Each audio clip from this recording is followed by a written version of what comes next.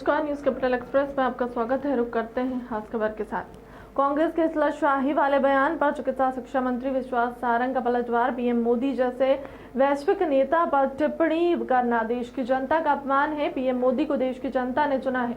दोनों बार vote PM Modi के नाम पर मिले हैं। गांधी परिवार और कांग्रेस ने कभी पीएम पद के लिए किसी को प्रोजेक्ट नहीं किया है। जनता द्वारा चुने गए प्रधानमंत्री का अपमान लोकतंत्र का अपमान है। दिल्ली के डिप्टी सीएम सिसोदिया की गिरफ्तारी पर चिकित्सा शिक्षा मंत्री विश्वास कैलाश सारंग का बयान है। केजरीवाल का भ्रष्टाचार और सही चेहरा जनता के सामने आ चुका है।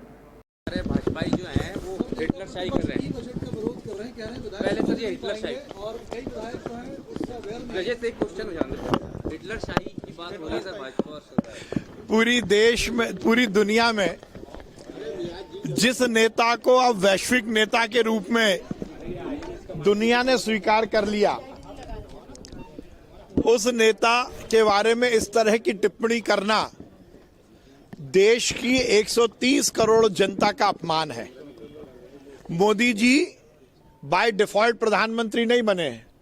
इस देश के इतिहास में केवल 2 बार ऐसा हुआ है, और वो भी भारतीय जनता पार्टी की ओर से हुआ, जब हमने प्रधानमंत्री पद के लिए किसी व्यक्ति को जनता के बीच में चयन करने के लिए दिया और मोदी जी जनता द्वारा चुने गए।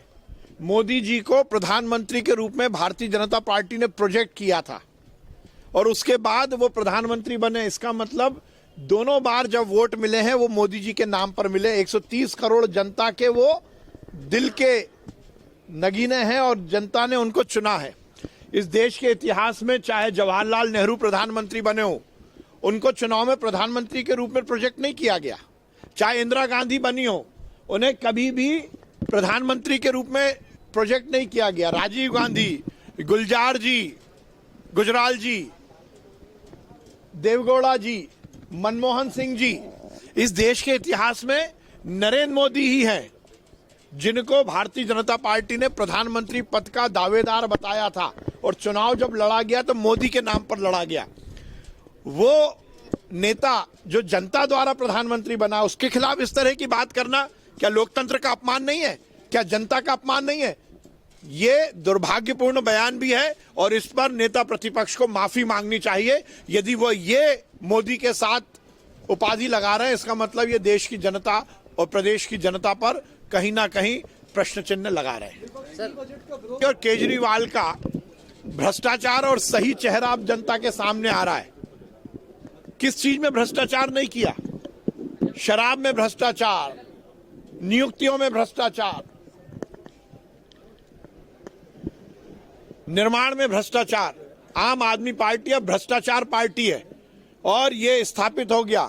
पहले उनके मंत्री सत्येंद्र जैन ने भ्रष्टाचार में जेल वो गए और अब मनीष सिसोदिया गए। पर सबसे दुर्भाग्यपूर्ण है कि चोरी और ऊपर से सीना जोरी। आम आदमी पार्टी चोरी भी करती है और सीना जोरी भी करती है, पर अब देश की जनता सब जान गई है।